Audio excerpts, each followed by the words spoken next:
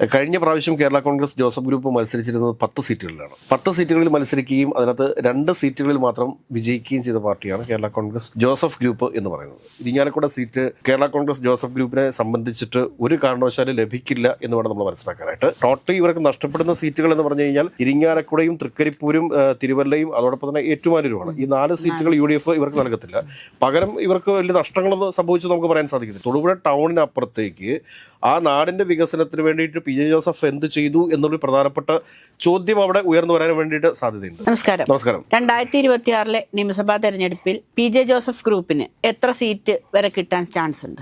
സീറ്റുകൾ നിശ്ചയിക്കേണ്ടത് UDF ആണ്. പക്ഷേ UDFിനകത്ത് നടക്കുന്ന ചർച്ചകൾ പുറത്തു പറയേണ്ടത് ഒരു മാധ്യമങ്ങളുടെയും കാര്യമാണ്. അതുകൊണ്ട് തന്നെ നമുക്ക് പറയാതിരിക്കാൻ വയ്യ. കഴിഞ്ഞ പ്രാവശ്യം കേരള കോൺഗ്രസ് ജോസഫ് ഗ്രൂപ്പ് മത്സരിച്ചിരുന്നത് 10 സീറ്റുകളിലാണ്. 10 സീറ്റുകളിൽ മത്സരിക്കുകയും അതിനകത്ത് 2 സീറ്റുകളിൽ മാത്രം വിജയിക്കുകയും ചെയ്ത പാർട്ടിയാണ് കേരള കോൺഗ്രസ് ജോസഫ് ഗ്രൂപ്പ് എന്ന് പറയുന്നത്. പക്ഷേ ഇപ്രാവശ്യം കാര്യങ്ങൾ അങ്ങനെയല്ല.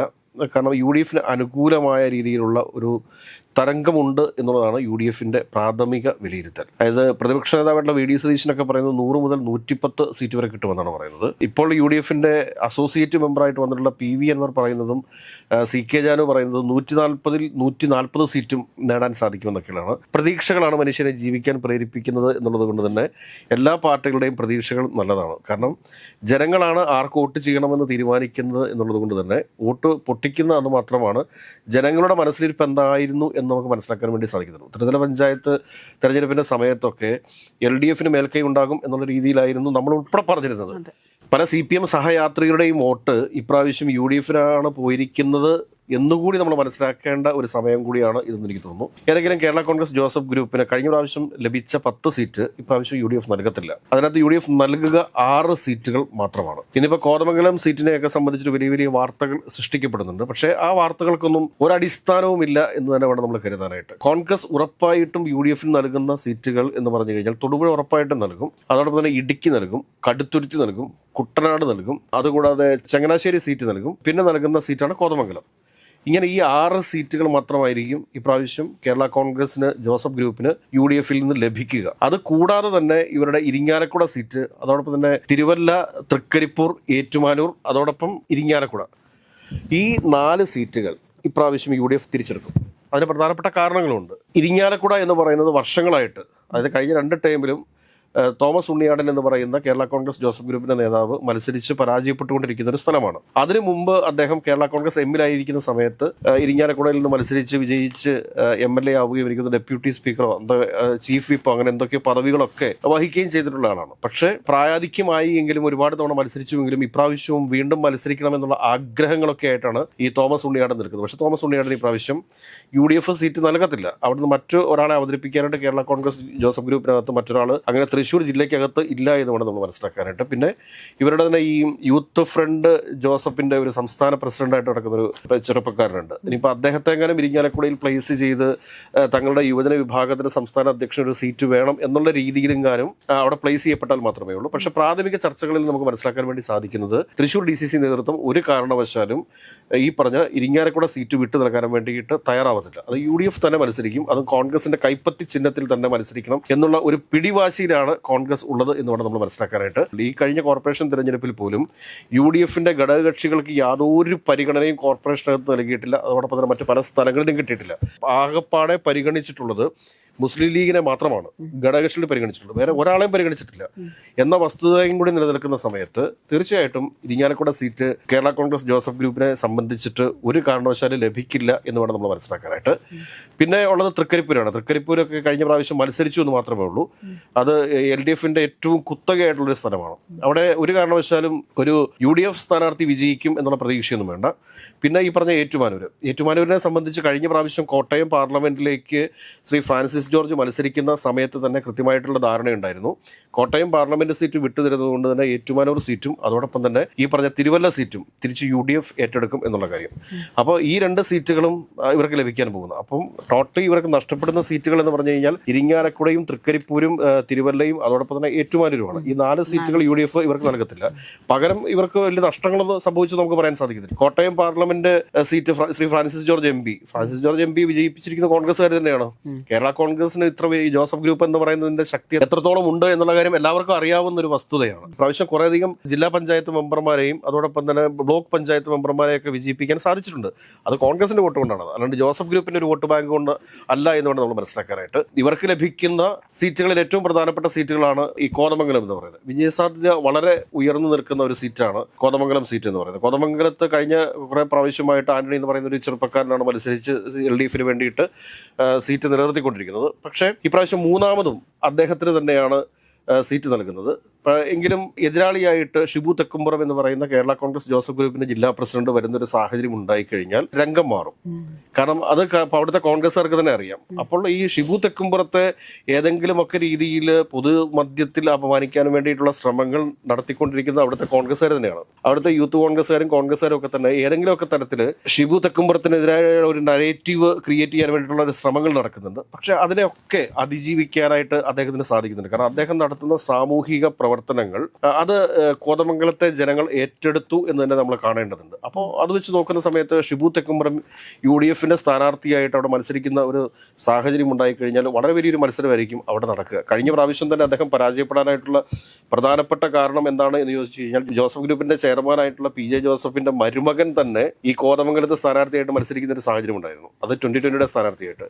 പക്ഷേ ഇന്ന് 2020 എന്നൊക്കെ പറയുന്ന അപ്രസക്തമായി. PJ ജോസഫ് സാറിന്റെ മരുമകൻ ഇനി വീണ്ടും മത്സരരംഗത്തുണ്ടാവത്തില്ല. കോതമംഗലത്തെ വളരെ പ്രമുഖമായ ഒരു കുടുംബത്തിലെ അംഗമായിരുന്നു ഈ PJ ജോസഫിന്റെ മരുമകൻ എന്ന് പറയുന്നത്. അതുകൊണ്ടാണ് കഴിഞ്ഞ പ്രാവശ്യം ഷിബു തെക്കുംപുറം അവിടെ തോറ്റുപോയത്. പക്ഷേ ഇപ്രാവശ്യം അതിനെയൊക്കെ അതിജീവിച്ച് വിജയത്തിലേക്ക് എത്താനായിട്ട് ശേഷിയുള്ള ഒരു നേതാവ് തന്നെയാണ് ഷിബു തെക്കുംപുറം എന്നുള്ള കാര്യത്തിൽ ഒരു സംശയമില്ല. പക്ഷേ UDF സംസ്ഥാന നേതാക്കന്മാരും കോൺഗ്രസിന്റെ സംസ്ഥാന നേതാക്കന്മാരും ഒക്കെ ശ്രദ്ധിക്കേണ്ട കാര്യം എന്താണ് എന്ന് ചോദിച്ചു കഴിഞ്ഞാൽ കോൺഗ്രസിന്റെ വോട്ടുകൾ കൃത്യമായിട്ട് ഷിബു തെക്കുംപുറത്തിന്റെ പെട്ടിയിൽ വീഴുന്നുണ്ടോ എന്ന് മാത്രം നോക്കിയാൽ മതി. ആ വോട്ടുകൾ കോൺഗ്രസിന്റെ വോട്ടുകൾ UDF അനുകൂലമായിട്ട് പോൾ ചെയ്യപ്പെടുന്ന സാഹചര്യം ഉണ്ടായി കഴിഞ്ഞാൽ ഷിബു തെക്കുംപുറം ഉറപ്പായിട്ട് അവിടെ വിജയിക്കും.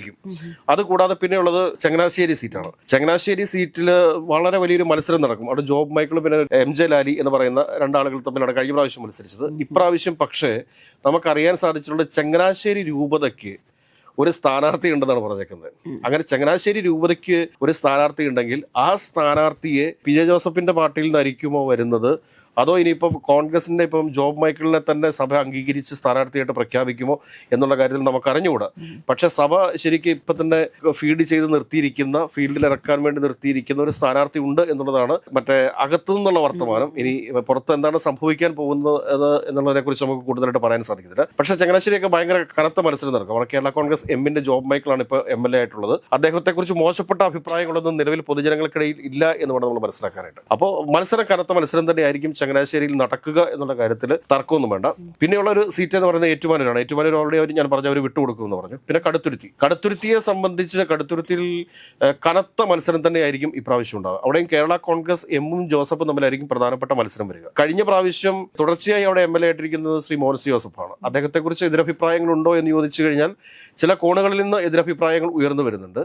എന്നാൽ കേരള കോൺഗ്രസ് എം അവിടെ പ്ലേസ് ചെയ്യുന്ന സ്ഥാനാർത്ഥി ആരായിരിക്കുമോ അതിനെ ഡിപ്പെൻഡ് ചെയ്തിട്ടായിരിക്കും അവിടുത്തെ വിജയവും പരാജയവും തീരുമാനിക്കപ്പെടുക. കാരണം സ്ഥാനാർത്ഥിക്ക് മേൽ ഡിപ്പെൻഡാണ് കടുത്തുരുത്തി എന്നത്. കാരണം കേരള കോൺഗ്രസ് എമ്മിന് ഏറ്റവും കൂടുതൽ സംഘടനാ സംവിധാനമുള്ള ഒരു നിയോജക മണ്ഡലം എന്ന് പറയുന്നത് കടുത്തുരുത്തിയാണ്. ആ കടുത്തുരുത്തിയിൽ കേരള കോൺഗ്രസ് എമ്മിന്റെ മാത്രം വോട്ടുകൾ കൃത്യമായിട്ട് പോൾ ചെയ്യപ്പെട്ട് കഴിഞ്ഞാൽ അവിടെ കേരള കോൺഗ്രസ് എമ്മിന്റെ സ്ഥാനാർത്ഥിക്ക് വിജയിക്കാൻ വേണ്ടി സാധിക്കും. പക്ഷേ ഈ ഇടക്കാലത്ത് ജോസഫ് ഗ്രൂപ്പും ഈ കേരള കോൺഗ്രസ് എമ്മും കൂടി മെർജ് ചെയ്തിരുന്നു. ആ മെർജ് ചെയ്തിരിക്കുന്ന സമയത്ത് ഈ മോൻസി ജോസഫ് തന്നെ ഉണ്ടാക്കിയിട്ടുള്ള ചില കേരള കോൺഗ്രസ് എം ബന്ധങ്ങളുണ്ട്. അപ്പൊ ഈ ബന്ധങ്ങൾ ഒക്കെ പലപ്പോഴും മോൻസി ജോസഫിന് അനുകൂലമായിട്ടുള്ള വോട്ടായിട്ട് മാറാറുണ്ട്.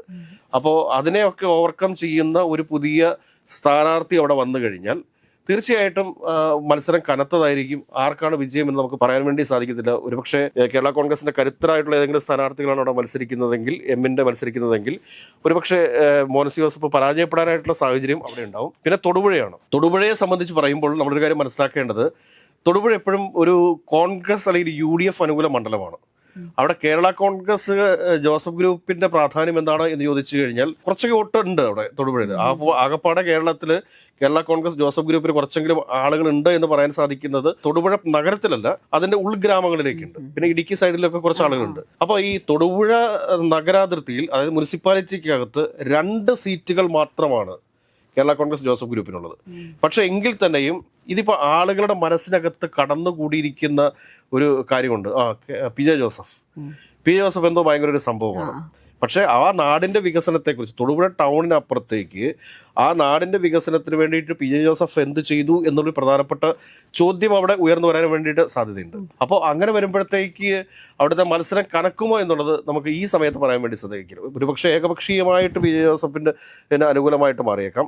മറിച്ച് കേരള കോൺഗ്രസ് ജോസഫ് ഗ്രൂപ്പിൻ്റെ കൂടത്തിൽ അവരുടെ മനസാക്ഷി സൂക്ഷിപ്പുകാരായിട്ട് നിന്നിട്ടുള്ള ആരെങ്കിലുമോ അതല്ലെങ്കിൽ കോൺഗ്രസിൻ്റെ സംസ്ഥാന തലത്തിലുള്ള ഒരു പ്രമുഖനായിട്ടുള്ള ഒരു നേതാവോ തൊടുപുഴയിൽ മത്സരിക്കുന്ന ഒരു രാഷ്ട്രീയ സാഹചര്യം ഉണ്ടായിക്കഴിഞ്ഞാൽ കാര്യങ്ങൾ മാറി പറയും. അതിനകത്ത് വേറൊരു കാര്യം കൂടിയുണ്ട്. കാരണം പി ജെ ജോസഫ് തന്നെ വീണ്ടും തൊടുപുഴയിൽ മത്സരിക്കുകയും അദ്ദേഹത്തിൻ്റെ മകനായിട്ടുള്ള അപ്പു ജോസഫിനെ ഇടുക്കിയിൽ പ്ലേസ് ചെയ്യാനായിട്ടുള്ള ഒരു ധാരണയാണ് നിലവിലുണ്ടായിട്ടുള്ളത്. ഇനിയിപ്പോൾ പി ജെ ജോസഫ് സാറിന് ഇപ്പോൾ 3 മാസം മാത്രമേ ഇലക്ഷൻ ഉള്ളൂ. ഈ 3 മാസത്തിനുള്ളിൽ പി ജെ ജോസഫ് സാറിൻ്റെ ആരോഗ്യത്തിന് എന്തെങ്കിലും തരത്തിലുള്ള പ്രശ്നങ്ങൾ ഉണ്ടായാൽ മാത്രമേ ഇവിടെ അപ്പു ജോസഫ് തൊടുപുഴയിൽ പ്ലേസ് ചെയ്യപ്പെടത്തുള്ളൂ. അപ്പു ജോസഫ് തൊടുപുഴയിൽ പ്ലേസ് ചെയ്യപ്പെടുന്നൊരു സാഹചര്യം ഉണ്ടായിക്കഴിഞ്ഞാൽ തീർച്ചയായിട്ടും കേരള കോൺഗ്രസ് ജോസഫ് ഗ്രൂപ്പിനകത്ത് തന്നെ വലിയ പൊട്ടിത്തെറികളുണ്ടാവും. അപ്പോൾ അങ്ങനെ വരുന്നൊരു സാഹചര്യം ഉണ്ടായിക്കഴിഞ്ഞാൽ ഒരുപക്ഷെ തൊടുപുഴ സീറ്റ് തന്നെ കേരള കോൺഗ്രസ് ജോസഫ് ഗ്രൂപ്പിന് നൽകണമോ എന്ന രീതിയിലേക്കും കാര്യങ്ങൾ പോകാനായിട്ട് സാധ്യതയുണ്ട്. ഏതൊക്കെയായാലും തൊടുപുഴയും ഇടുക്കിയും അവിടെയും കേരള കോൺഗ്രസ് ജോസഫ് ഗ്രൂപ്പ് തന്നെയായിരിക്കും മത്സരിക്കുക എന്നുള്ള കാര്യത്തിൽ ഏകദേശം നമുക്ക് ഉറപ്പിക്കാൻ വേണ്ടി സാധിക്കും. പക്ഷേ ഇടുക്കിയിലൊന്നും ഒരു കാരണവശാലും റോഷി അഗസ്റ്റിൻ എന്ന് പറയുന്ന നേതാവിനെ ഒന്നും അട്ടിമറിക്കാൻ വേണ്ടിയിട്ട് സാധിക്കത്തില്ല. കഴിഞ്ഞ കുറേ വർഷങ്ങളായിട്ട് അദ്ദേഹം ഉണ്ടാക്കിയെടുത്തിട്ടുള്ള ആ വ്യക്തിബന്ധങ്ങൾ എന്ന് പറയുന്നത് അത് നിസ്സാരമല്ല. അതുകൂടാതെ അദ്ദേഹം ഇപ്പോൾ മന്ത്രി കൂടിയാണ്. ആ മന്ത്രി എന്നുള്ള രീതിയിലും ആ ഒരു നിയോജക മണ്ഡലത്തിന് ചെയ്തു കൊടുത്തിട്ടുള്ള വികസന പ്രവർത്തനങ്ങളും കാര്യങ്ങളും ഒക്കെ വെച്ച് നോക്കുമ്പോഴത്തേക്ക് ഒരു കാരണവശാലും ഇടുക്കി അട്ടിമറിക്കുള്ള യാതൊരുവിധ സാധ്യതകളുമില്ല. അപ്പോൾ അങ്ങനെ വരുമ്പോഴത്തേക്ക് മൊത്തം 4 സീറ്റുകൾ കഴിഞ്ഞ പ്രാവശ്യം നൽകിയിരുന്ന 4 സീറ്റുകൾ UDF തിരിച്ചെടുക്കുകയും ബാക്കിയുള്ള 6 സീറ്റുകൾ ഇവർക്ക് ലഭിക്കുകയും ചെയ്യുമ്പോൾ എത്ര സീറ്റുകളിൽ വിജയം ഉറപ്പിക്കാനായിട്ട് കേരള കോൺഗ്രസ് ജോസഫ് ഗ്രൂപ്പിന് സാധിക്കും എന്നുള്ളതിനെ ആശ്രയിച്ചിരിക്കും കേരള കോൺഗ്രസ് ജോസഫ് ഗ്രൂപ്പിൻ്റെ ഭാവി എന്ന് തന്നെ നമ്മൾ പറയേണ്ടി വരും.